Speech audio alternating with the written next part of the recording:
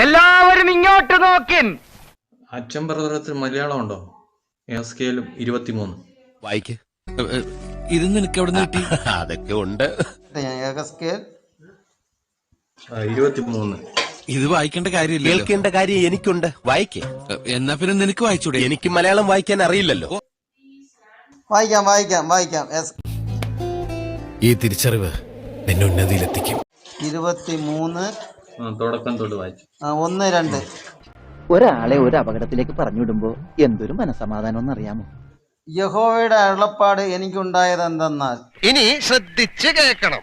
മനുഷ്യപുത്ര, ഒരമ്മയുടെ മകളായ 2 സ്ത്രീകളുണ്ടായിരുന്നു. അവർ മിസ്രയീമിൽ വെച്ച് പരസംഗം ചെയ്ത് യൗവനത്തിൽ തന്നെ അവർ പരസംഗം ചെയ്തു.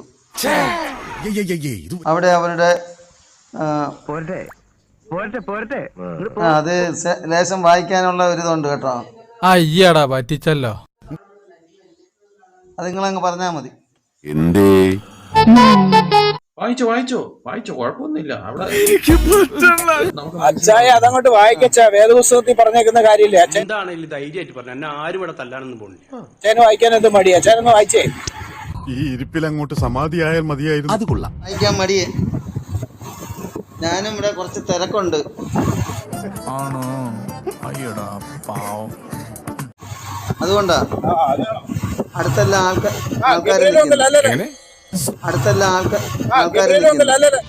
ഒടുവിൽ കുറ്റസമ്മതം നടത്തി അല്ലേ? ഗബ്രിയേൽ ഒന്നല്ലോ.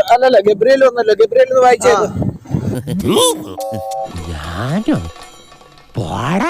കേൾക്കാരസുണ്ട് വായിക്കും. അങ്ങനത്തെ എനിക്ക് നല്ല ഇഷ്ടാ. എനിക്ക് ഇഷ്ടമാണ് അങ്ങനത്തെ. വീട്ടിലാരില്ല.